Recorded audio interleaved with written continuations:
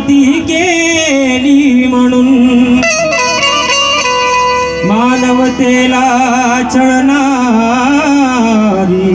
प्रथा जळाली भीमामुळे.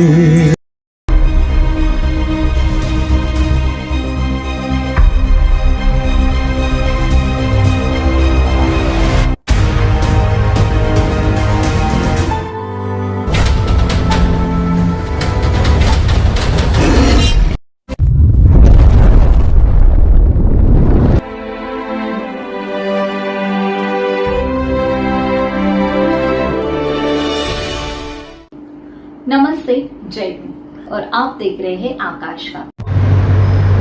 जय भीम दोस्तों. डॉक्टर बाबा साहब अम्बेडकर एक ऐसा सूर्य जिसने कई सारी चेतनाओं को प्रभावित किया, समृद्ध किया है.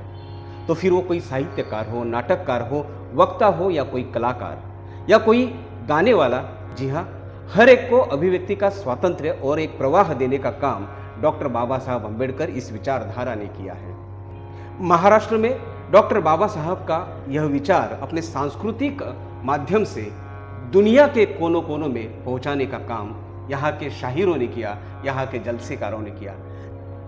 जी हाँ, जब बात होती है जलसों की तो जिक्र होता है बैंजो का. बैंजो एक ऐसा वाद्य जो कई तारों से सरगम छेड़ता है और हमारे दिल को सुकून पहुंचाता है. जी हाँ, मैं ऐसे ही एक बैंजो वादक फंकार से आपको रूबरू कराने जा रहा हूँ. मेरे साथ है विकास महाले. जय भीम. मुझे यहाँ बुलाकर आपने जो मुझे मेरी कला और मेरे विचार प्रदर्शित करने का जो मौका दिया है उसका मैं बहुत बहुत आभार व्यक्त करता हूँ. और डॉक्टर बाबा साहब अम्बेडकर जयंती के दिन पर सारे भारतीय का मैं उन्हें हार्दिक हार्दिक बधाइयाँ देता हूँ. विकास, हम जब बात करते हैं बैंजो की, जी, तो यह वाद्य जो है इसकी उत्पत्ति कहाँ से हुई, इसके इतिहास के बारे में कुछ जानना चाहेंगे हम. देखिए कैसे मैं अभी 22 साल से मैं बेंजो ये वाद्य बजा रहा हूँ. जहाँ तक मुझे पता है बेंजो में इन्वेंशन नामदेव जी केदार इन्होंने किया. जब छोटे छोटे फिडल बोलते थे, बुलबुल बोलते थे, उन्होंने इनमें इन्वेंशन करके इसे बड़ा कर दिया और इसका नाम तब से बेंजो पड़ गया. इसमें कितने तार होते हैं? तार मतलब बेंजो के साइज के ऊपर डिपेंड रहता है. कभी कभी 11 तारों का भी होता है, कभी कभी मतलब 12 तारों का भी होता है, कभी कभी 5 तारों का भी. तो विकास महाले इस आज महाराष्ट्र के एक ख्यातनाम बैंजो वादक के तौर पे जाने जाते हैं, जो आनंद शिंदे, मिलन शिंदे जैसे नामांकित और दिग्गज कलावंतों के साथ में अपनी साथ संगत करते हैं. तो ये आपके 22 सालों का जो सफ़र है वो कैसा रहा? 22 सालों का सफ़र मतलब जब मैं 15-16 साल का था तब से मुझे इसकी बहुत चाहत थी. मुझे बहुत मतलब कहीं भी बचता था तो मैं तुरंत दौड़ दौड़ के जाता था. भीम कॉलोनी, उल्लासनगर भीम कॉलोनी जैसे झोपड़पट्टी में मैं रहा हूँ. वहाँ से हमारे अगल बगल में भी कलाकार थे, जैसे कि मैं नाम बता सकता हूँ. निशा जी भगत बहुत अच्छी गायिका है. उनके मिस्टर शंकर कामले जो इंडस्ट्री में तबला प्ले करते हैं, बिल्कुल वो हमेशा अपने घर में रियाज करते थे, तो मैं जाके उनके पास बैठता था. ऐसे करते करते मुझे उसकी चाहत और भी बढ़ गई. अच्छा. तो अचानक मैं छोटा सा जो कैसे होता है, हाँ, वो बजाते बजाते एक बार मेरे पापा ने मुझे देख लिया. अरे तू तो बजा रहा है करके, तो ये मत बजा करके बेंजो करके कुछ है ऐसे कव्वाली में तू बजाया कर. अच्छा. तेरा कुछ इन फ्यूचर तेरा कुछ नाम होगा.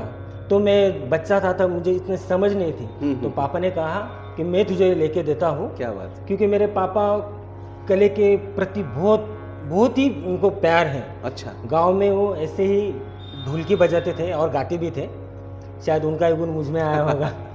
तो ऐसे करते करते मेरे पापा ने बहुत सपोर्ट किया मुझे. उन्होंने पहले मुझे तब उस 22 साल पहले 5,500 रुपये का बेंजो लेके दिया. मैं धीरे धीरे प्रैक्टिस कर करके फिर धीरे धीरे आगे बढ़ता गया. तो विकास, भीम कॉलोनी की एक छोटी सी झोपड़पट्टी से उठकर आज आप, मुझे लगता है कि नेशनल और इंटरनेशनल स्तर पर अपनी कला का प्रदर्शन करते हो. जी. तो आज तक कौन कौन से ऐसे कलाकार हैं जिनके साथ में आपने साथ संगत की है? देखा जाए तो अम्बेडकर मोमेंट की विचारधारा से, अम्बेडकर विचारधारा में तो कई सारे गायक हैं मेरे अपने दत्ताजी शिंदे, विष्णुजी शिंदे, वैशाली शिंदे, सुहासिनी शिंदे, निशाजी भगत और सुषमा जी देवी, कई सारे घाटकोपर असलपाम विलेज में रहते हैं। उनके साथ में मैं 18 साल का था, मैं तब से नाना इंदी से करके एक अच्छे नेता है, उन्होंने एकता कला मंच स्थापन किया था और सब गायकों को अंबेडकर इकट्ठा किया था। हाँ, अंबेडकर विचारधारा के तौर पर, एक ही के तौर पर उनको लेके आए थे। इसी एकता कला मंच से मेरी पहचान हुई। फिर वहाँ पे महाराष्ट्र के बुलंद आवाज़ आनंद जी शिंदे, इनसे मेरी मुलाकात हुई तो उन्होंने मेरी बहुत अच्छी तारीफ की थी कि बहुत अच्छा बजाते हो इतनी कम उम्र में। हाँ जी उन्होंने मुझे ऑफर किया था, फिर मेरे साथ बजाएगा। मैं थोड़ा सा डर गया था, इतने बड़े कलाकार और मैं, तो मैं डर के बोला मैं बजा लूँगा। फिर तब से फिर उनके साथ मिलिंद शिंदे, फिर धीरे धीरे आगे जाते जाते जितने भी अंबेडकर विचारधारा के गायक हैं उन सभी के साथ में मैंने साथ संगत की। तो विकास, तुम्हारी इस कला को बढ़ावा दिया आपके पिताजी ने, लेकिन अगर इस क्षेत्र में आप अपना गुरु किसे मानते हो? जी बिल्कुल सही बात कही है आपने। जैसे जैसे मैं बढ़ता गया, लेकिन कुछ कमियां थी, कुछ खामियां थी, क्योंकि बजा तो मैं वैसे ही बजा रहा था, लेकिन उसका किताबी जो नॉलेज होता है वो मुझे पता नहीं था। अच्छा। तो उस वक्त आज भी उतने ही फेमस है आदरणीय मेरे गुरुजी रवि जी जावले, उनको बोला कि मेरे को आपका चेला बनना है, तो उन्होंने एकदम तुरंत हाँ बोल दिया मुझे कि अरे बेटा बस बिल्कुल कभी भी मेरे घर आ जाना, मेरे पास आ जाना तालीम के लिए। तो ऐसे करते करते मैं तब से लेकर आज तक भी उनसे सीखता हूँ। फिर ऐसे देखा जाए तो उनसे सीखता हूँ, तो उनके ही वजह से मैं आज जो कुछ हूँ उनके वजह से हूँ। जितने भी लोग मुझे पहचान रहे होंगे मैं उनके वजह से ही हूँ। लेकिन महाराष्ट्र के कोई बैंजो वादक या हमारे भारत स्तर पर कोई उर्दू से बिलोंग करते हो, बिल्कुल ऐसे कौन जो है जो आपको प्रभावित करते हैं? इंडस्ट्री में तो ऐसा कहूँगा कि इंडस्ट्री का एक ही हीरा है रशीद जी खान साहब। अच्छा। वो मेरे बहुत बड़े आइडल हैं। उनको मैं देख के उनके गाने फॉलो करते करते मैं कोशिश करता हूँ उनके जैसा बजाएं। विकास, वैसे तो तुम नई सदी के कलाकार हो, लेकिन अगर बैंजो पर कुछ गाने सुनने हैं तो पुराने गाने बेहद पसंदीदा होते हैं और हमारे कानों को और मन को शांति देने वाले होते हैं। तो ऐसे कोई पुराने गाने हैं जो आपको प्रभावित करते हो, या आपको कौन से गानों में अधिक रुचि है, नए गानों में या पुराने गानों में? नहीं देखिए, अगर मुझे ज़्यादा करके तो पुराने गाने में मेलेडी, क्लासिकल बाज होता है, क्योंकि वो गाने बजाते समय भी आदमी सीखता है। कोई भी गाना पुराना आप उसको ट्राई करो गाने का या बजाने का, तो उसमें आपको दिखेंगे कि क्या क्या लगा है, यहाँ पे क्या क्या नोट लगा है, तो उन गाने से सीखने को मिलता है। अच्छा। जब हम लोग बच्चे थे, छोटे थे, हम 4 भाई, तो नींद में रहते थे, सुबह की नींद बहुत मीठी रहती थी। पापा ऐसे रिकॉर्डर में गाने सुनते थे पुराने, वो हर बार हर दिन वो सुनते मज़ा आने लगा, उससे चाहत बढ़ने लगी, और फिर धीरे धीरे पुराने ही गाने। तो वही गानों का असर तुम नींद में तुम्हारे दिमाग और दिल में छा गया, जो अब भी छाया हुआ है। ऐसे कुछ गाने हमें हमारे दर्शकों को सुनाना चाहोगे? बिल्कुल।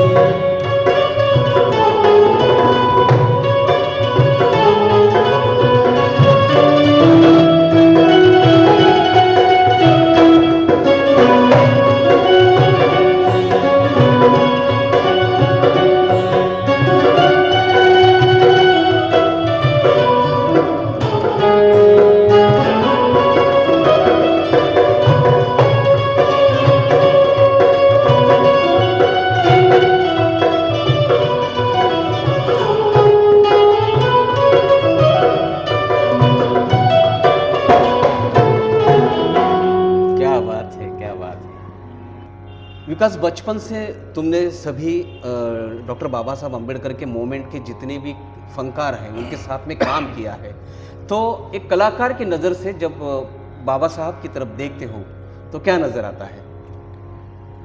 मुझे लगता है कि बाबा साहब अम्बेडकर जैसा विशाल समंदर, उनको सिर्फ एक छोटे से मतलब उन्हें सीमित किया गया है। बस सीमित किया गया है। और उनकी पहचान मतलब उनके बारे में कोई पूछा जाए तो बस यही बोलते कि दलितों के उद्धारक हैं और उन्होंने भारत देश का संविधान लिखा है। लेकिन मैं मेरे कला के हिसाब से अगर देखा जाऊँ तो वो खुद एक कलाकार थे। बिल्कुल, क्योंकि उनको तबला बजाने की बहुत चाहत थी, वो बजाते भी थे, वायलिन सीखते थे।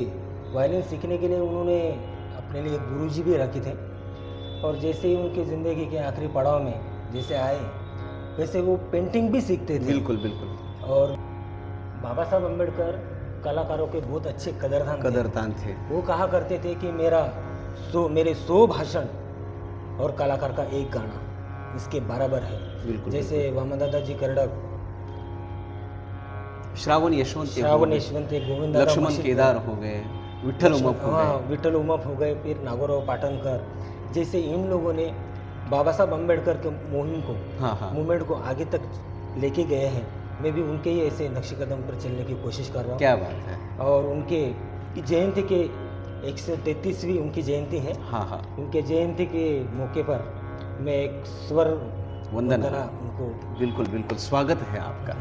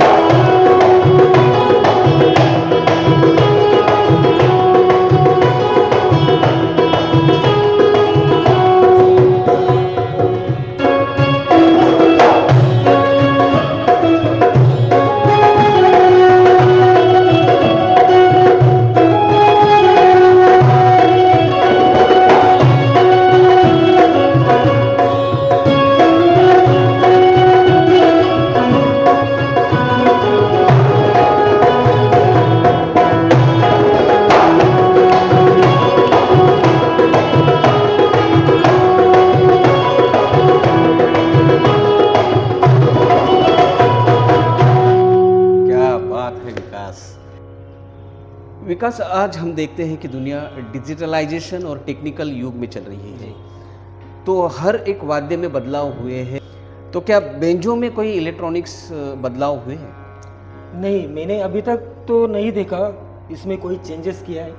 शायद बड़े दिग्गज कलाकारों ने करके देखा होगा, लेकिन वो सक्सेस नहीं हुआ, क्योंकि इसका जो एक व्यक्ति महत्व है, विशेषता है बेंजो की, इसके अगर क्योंकि बेंजो है तंतु वाद्य कहा जाता है। बिल्कुल बिल्कुल। तार वाले जितने भी तार वाले वाद्य हैं उनको तंतु वाद्य कहा जाता है। करके देखा है, लेकिन जो इसका जो टोन दिल तक छूता है वो कहीं इलेक्ट्रॉनिक्स में वो मजा नहीं आता है। इलेक्ट्रॉनिक्स में कोई भी मजा नहीं। आप कीबोर्ड में भी सितार का वॉइस देखते होंगे, टोन देखते होंगे, या फिर वायलिन का देखते होंगे, लेकिन वो जो मजा है ओरिजिनल एक्वास्टिक, वो एक्वास्टिक में वो नहीं आता है।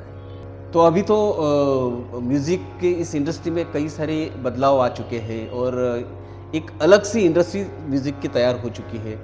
तो क्या फिर भी आज की इस दौर में बैंजो सीखने के लिए कुछ नई पीढ़ी जो है, नई नस्ल है, वो तैयार होती है? जी बिल्कुल, क्योंकि अभी फ़िलहाल कोरोना का पीरियड था, 3 साल, शायद 3 साल हुए होंगे। उससे पहले मैं खुद क्लासेस लेता था घर पे। अच्छा। मेरे 12 स्टूडेंट थे, क्लास का नाम था मास्टरपीस।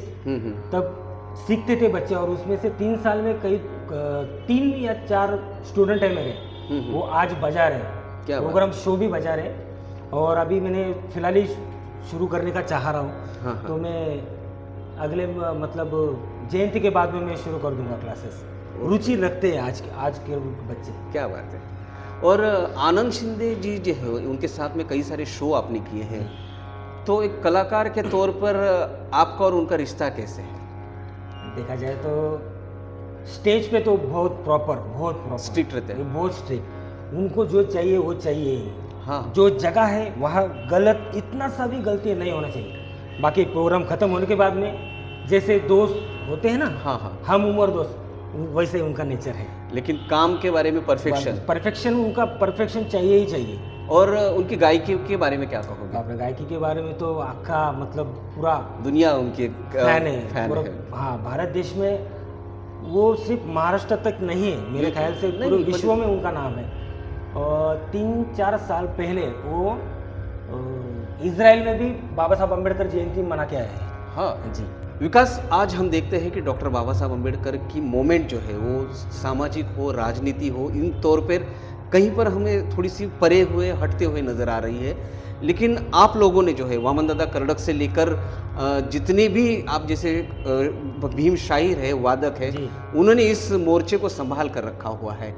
तो जब हम देखते हैं कि इस दुनिया में डॉक्टर बाबा साहब अम्बेडकर की मूवमेंट कहीं पर पीछे हटते हुए नज़र आती है, तो दुख होता है एक भीम सैनिक होने के नाते।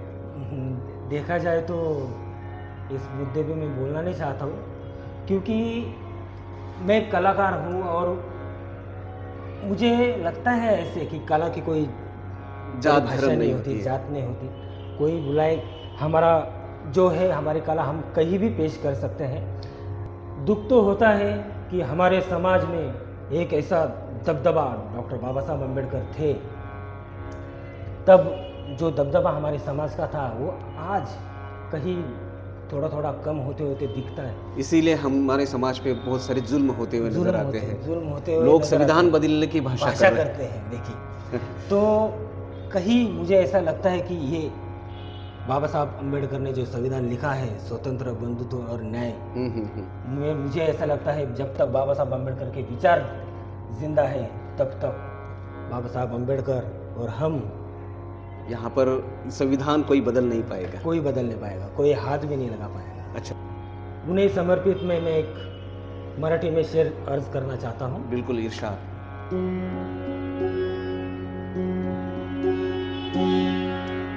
अग्नीत गरिबीचा जळले ते भीम माझे, जाती प्रथेने नेहमी छळले ते भीम माझे।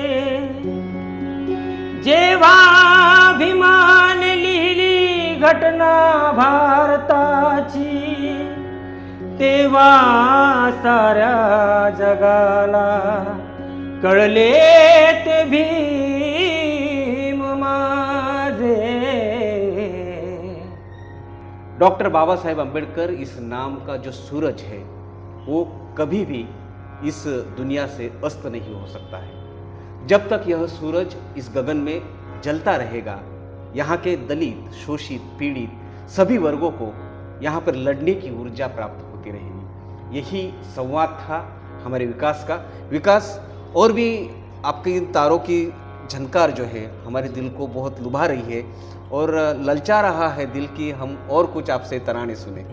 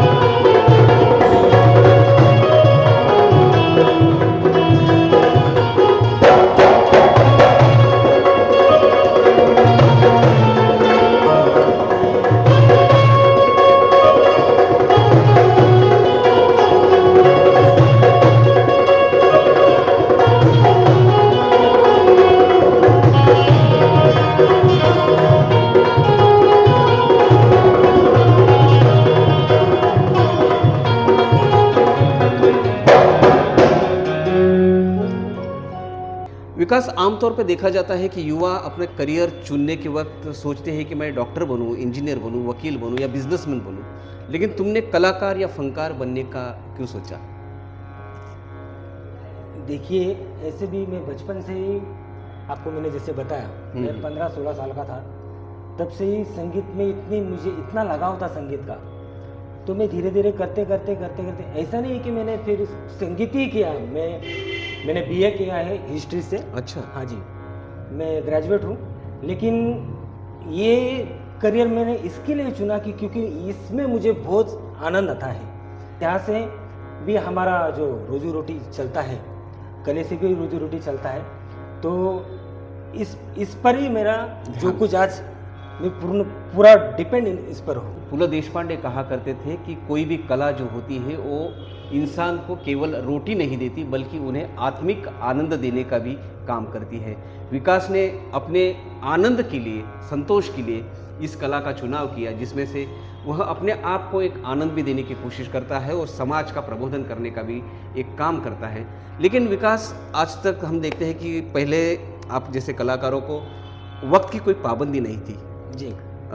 अभी 10 बजे प्रोग्राम खत्म करना पड़ता है, और कोरोना का जो वक्त था, हाँ जी, उसमें कलाकारों ने बहुत, कोरोना के काल से कैसे उभरे हो तुम, और उस वक्त में क्या दिक्कतों का सामना करना पड़ा?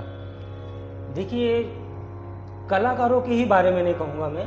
कलाकारों पे बस इतना है, अगर परसेंटेज देखा जाए तो कलाकारों को भी ज़्यादा बीती है, नौकरी वाले को भी बीती है। हर एक इंसान को भुगतना पड़ा है। और ऐसे धीरे धीरे करके हमारे जो अम्बेडकर विचारधारा के लोग हैं, कलाकार हैं, बड़े बड़े सिंगर्स हैं, उन्होंने अपने तौर से, जैसे उनकी हैसियत है वैसे उन्होंने मदद की, सभी कलाकारों को मदद की। किसी ने पैसे की मदद की, किसी ने अनाज की मदद की। ऐसे करते करते कुछ दिन गए, ऐसे करते करते फिर सबने उस दौर से निकल चुके हैं। उस दौर से कुछ लोग निकल पाए और कुछ नए निकल पाए।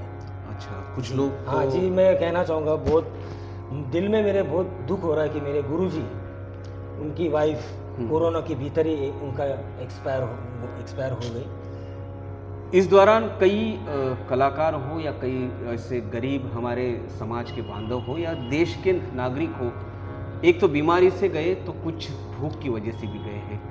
तो जाते जाते अपने इस दोस्तों को क्या कहोगे कि इस क्षेत्र में अगर आना है तो उन्हें कौन से पर्याय चुनने पड़ेंगे और कौन से ऐसे एहतियात है जो बरतने पड़ेंगे? देखिए, अगर कहा जाए तो फिर एक आमिर जी की एक फिल्म है 3 इडियट, जिसकी चाहत हो, जिसमें जिसको आनंद मिले, चाहे कोई डॉक्टर बने, इंजीनियर बने, वकील बने, लेकिन कुछ भी बने, लेकिन कला अपने अंदर रहना, उसे महसूस करना बहुत ही जरूरी। क्योंकि आज भी इंजीनियर, डॉक्टर, ये तो फिल्मी गाने तो सुनते होंगे। मेरे ख्याल से कुछ ना कुछ एक कला तो उनके अंदर होनी ही चाहिए। क्या बात है। तो विकास, जाते जाते तुम्हारे जैसे ऐसे तमाम युवा दोस्त हैं जो किसी कला में माहिर है या अपने अपने टैलेंट पर आगे बढ़ रहे हैं, तो ऐसे दोस्तों से क्या कहना चाहोगे? मेरे युवा दोस्तों से मैं यही कहना चाहता हूँ कि डॉक्टर बाबा साहब अम्बेडकर कहा कहते थे कि मैं प्रथम भारतीय हूँ और अंत में ही भारतीय ही रहूँगा। और किसी समाज से बारे में नहीं कहूँगा मैं, क्योंकि अपने भारत देश के लिए अगर कुछ हम जैसे कलाकार हो या कोई भी एक भारतीय व्यक्ति कुछ करे तो बिल्कुल बिल्कुल। मुझे लगता है कि हमारा देश जो होता है वो हमारे घर से शुरू होता है। आप जिंदगी में ऐसा कोई काम ना करो कि आप पर देशद्रोह का आरोप लगे या देश की सुरक्षा धोखे में हो या आपकी वजह से आपके देश का नाम कहीं पर मलिन होता हुआ नजर आया। तो जाते जाते अपने देश के लिए यहाँ पर क्या समर्पित करना जाते जाते देश, मेरे वीर जवानों के लिए एक मैं देशभक्ति का गीत पेश करता हूँ।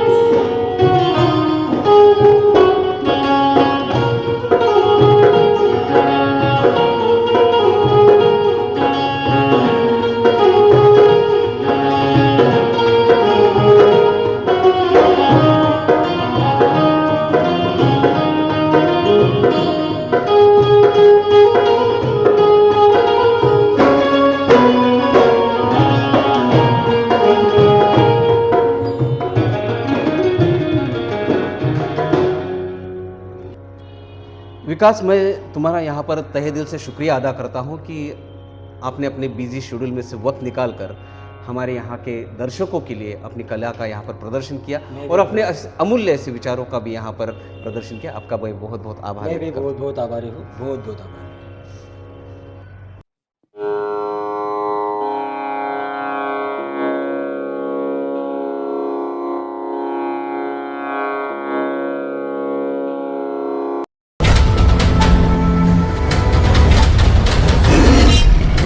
न सांगितल्या गेलेल्या संघर्ष कथा आकाशगाथा YouTube चॅनलवर